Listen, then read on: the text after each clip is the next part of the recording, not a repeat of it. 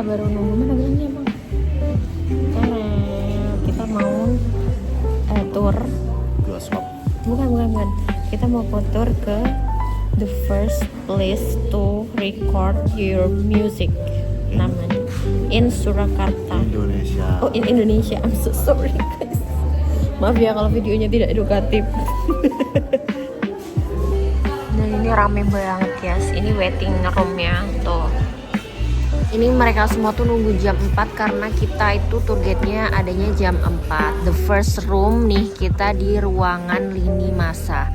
Nah ini nanti tuh ada tour guide-nya guys. Jadi tour guide kali ini namanya Kak Tami. Dia cantik banget kayak Cheryl, kayak artis Cheryl itu loh.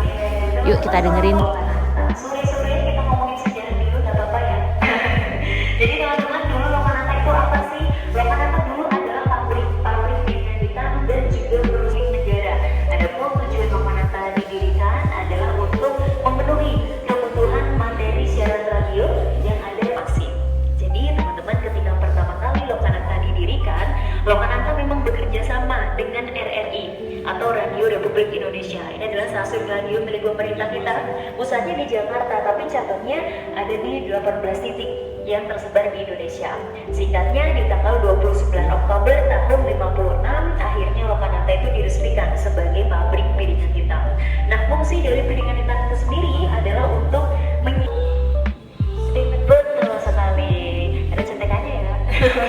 Di luar itu teman-teman, jadi Gesang ini memang sangat terkenal. Bapak Gesang itu yang menciptakan lagu Bengawan Solo, lagu-lagu keroncong seperti Jembatan Merah, Sapu Tangan itu juga ciptaan beliau. Nah, Bapak Gesang waktu itu diajak untuk rekaman pertama kali. Waktu itu belum punya studio teman-teman. Jadi rekamannya dilakukan di ruangan yang sedang kita injakan ini, di ruang lini masa, begitu. Betul, ini dari Lokananta dipercaya untuk bikin souvenir, tapi souvenirnya bukan tumbler tuku ya. Souvenirnya itu adalah album teman-teman, album lagu piringan hitam, isinya lagu daerah dan lagu nasional. Berarti kita bisa bayangkan waktu itu atlet-atlet dari Thailand, mungkin ya dari Malaysia, mereka menerima album souvenir gitu, isinya lagu Es Lilin, Rayuan Pulau Kelapa dan lain-lain. Nah teman-teman, ini juga selaras gitu dengan program pemerintah di awal tahun 60-an yang meminta masyarakat kita untuk tidak mendengarkan lagu barat. Jadi waktu itu lagu barat memang dilarang diputar, katanya seperti suara biola yang rusak, ngak-ngikok, ngak-ngiknya seperti itu. Dan betul, kaset kita pasti punya kenangan tersendiri ya dengan kaset begitu. Jadi misal kalau teman-teman ngikutin musisi Indonesia kayak Raisa, Nadine, kemudian Ombak Netral, mereka juga keluarin piringan hitam tapi tidak diproduksi di Indonesia. Betul, melainkan di Jepang atau di Amerika, Eropa dan lain-lain. Dan kali ini teman-teman, Lokananta itu beralih menjadi ruang kreatif. Makanya sering banget ada konser, ada acara musik ya. Sekalian promosi, Jumat besok teman-teman di tanggal 13 Februari ada konser Don't For Live di studio Lokananta. Ini ruangan gamelan guys. Salah satu bestseller produksinya Lokananta.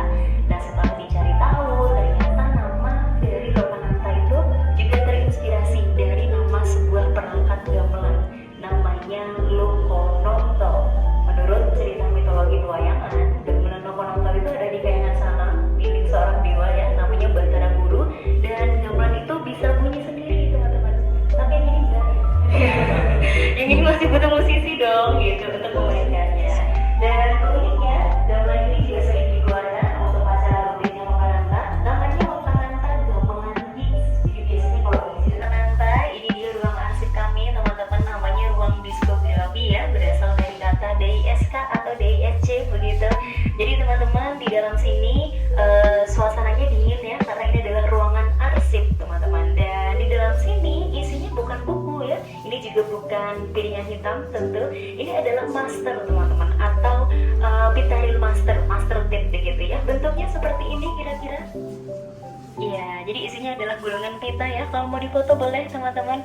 Jadi isinya adalah gulungan pita hitam. Bahannya itu sama seperti bahan kaset pita. Bedanya di fungsinya saja. Jadi biasanya di sini ada 3 lagu bahkan lebih. Lagunya sama tapi direkam di waktu yang berbeda.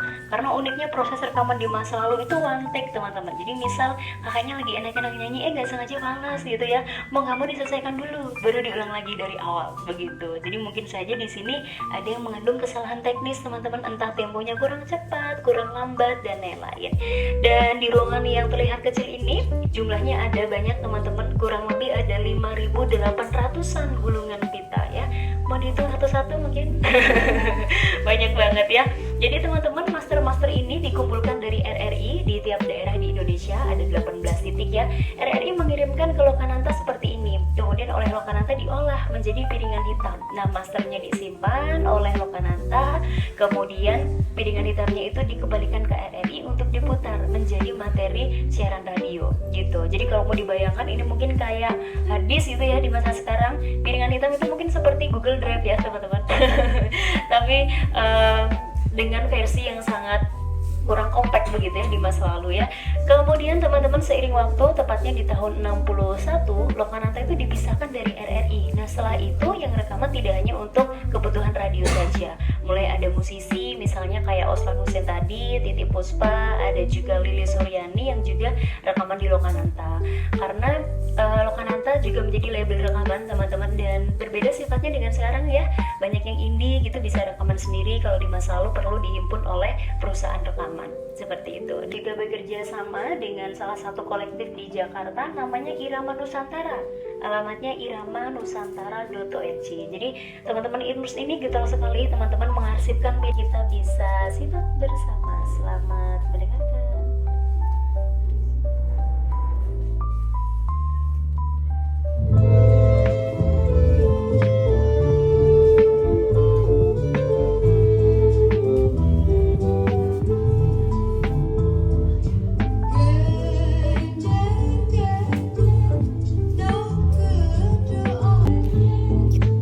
Dengerin lagu Genjer-Genjer.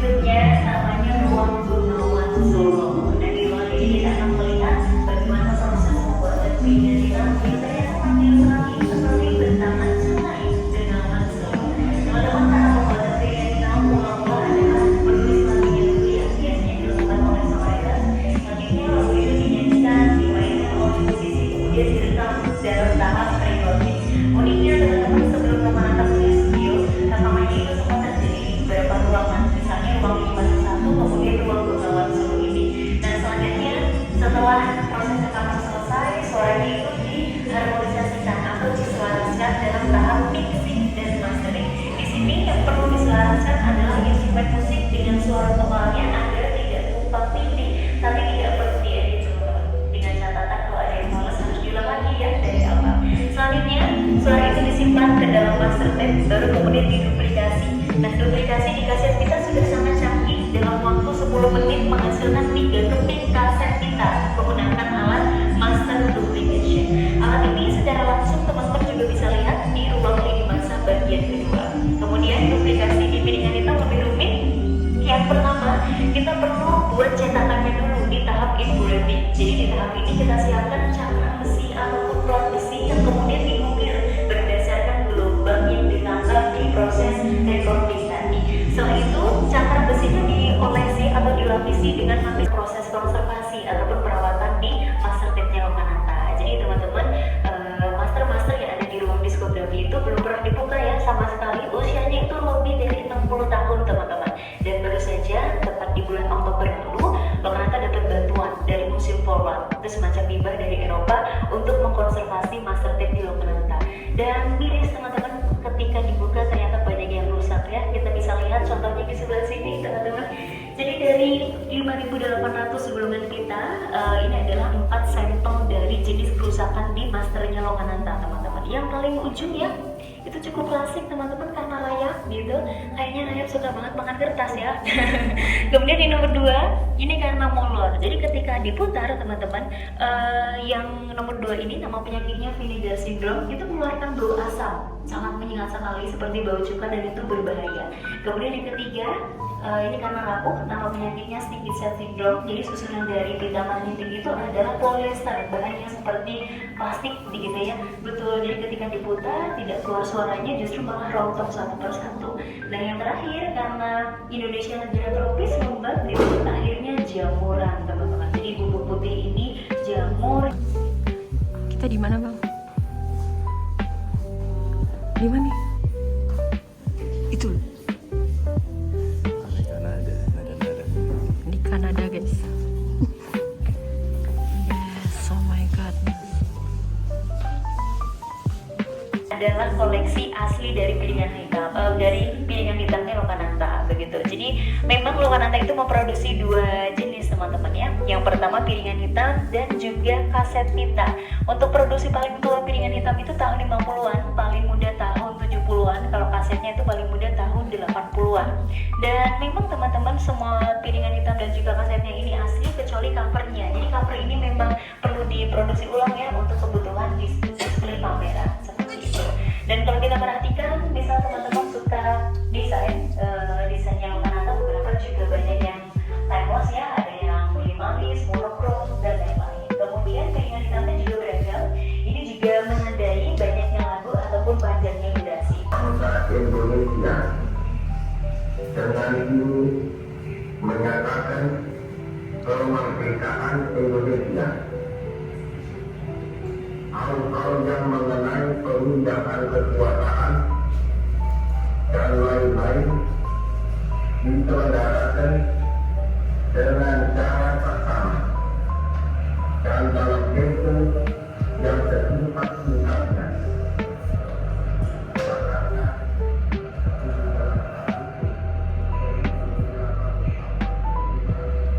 Apakah kalian mengetahui hal ini? Rekaman teks proklamasi yang selama ini kita dengarkan bukanlah rekaman asli pada saat momen bersejarah kemerdekaan bangsa Indonesia. Rekaman tersebut dihasilkan melalui proses negosiasi dan upaya meyakinkan Soekarno untuk mengucapkannya kembali, dan baru kemudian direkam. Tokoh penting di balik rekaman naskah proklamasi Muhammad Yusuf Pramodipuro, jurnalis radio pada era kolonial Hindia Belanda hingga pendudukan Jepang.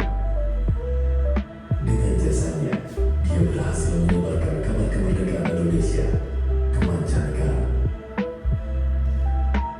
Pada tahun 1951, ia berhasil membujuk Bung Karno untuk membacakan kembali teks proklamasi dan merekamnya. Rekaman pembacaan ulang naskah proklamasi tersebut lalu dikirim ke perusahaan Lokananta untuk direplikasi dan disimpan dalam bentuk piringan hitam yang hingga saat ini, besok, dan masa depan dapat didengarkan oleh kita hingga generasi mendatang. Dan kita akan ulas satu-satu. Untuk bagian pertama, kita mulai dari lini masa Miles terlebih dahulu. Jadi ternyata Miles itu dibentuk pada tahun 1995.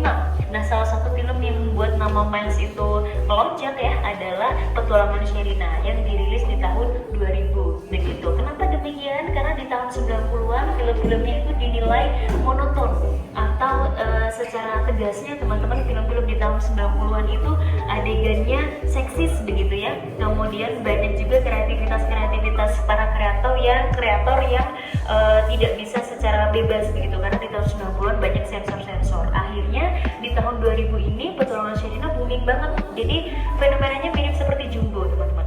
Iya, jadi yang datang ke bioskop itu tidak hanya sejoli, tidak hanya ABG, tapi juga keluarga untuk menonton Petualangan Sherina. Tidak hanya film keluarga, Miles juga membuat film berdasarkan. Jadi untuk film Laskar Pelangi itu pernah dipentaskan secara langsung di Bandiritas, salah satunya di film Rangga dari Cinta.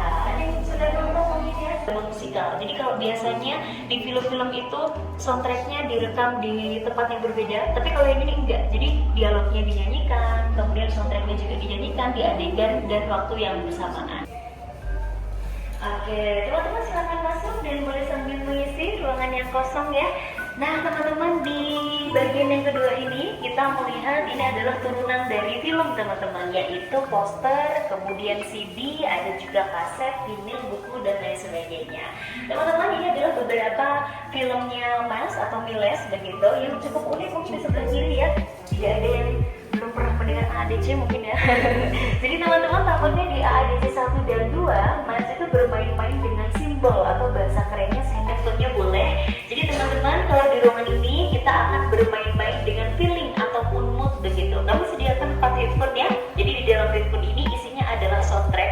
Kalau teman-teman mungkin pernah bayangkan gimana ya kalau soundtracknya itu soundtrack AADC tapi adegannya adalah adegan petualangan Sherina 2 gitu. Kemudian teman-teman silakan masuk dan boleh sambil mengisi ruangan yang kosong ya. Selamat datang teman-teman di gaya-gayaan aja teman-teman gitu ya. Tapi kalau yang di luar ini adalah operatornya begitu seolah-olah gitu ya. Jadi nanti teman-teman nanti bisa pilih aja lagunya. Ini adalah soundtrack di filmnya Miles begitu. Nanti ada satu orang yang jadi operator, kemudian ada beberapa yang perekam lagunya begitu. Jadi konsepnya mirip seperti karaoke teman-teman. Satu jamnya 5.000 ya. Gitu. Nanti teman-teman gak usah malu-malu, gak usah ragu-ragu karena nanti kami sediakan ada screen di sebelah sini, ada lirik lagunya begitu ya. Misalnya kakak boleh saya ini, nanti teman-teman akan menjadi seorang bully artis kita. Jadi perbedaannya kalau ruang sebelumnya proses produksi suara itu terjadi pra film itu dibuat secara lengkap gitu. Tapi kalau di ruangan poli ini filmnya sudah jadi, kemudian diisi efek-efek suara. Misalnya Kita udah selesai tur di Lokananta. Sekarang kita mau balik kemana bang? Pakistan. Ah males banget dia. Mana? Kita mau balik ke hotel. Selamat. Terima kasih guys udah nonton sampai selesai ya. Bye.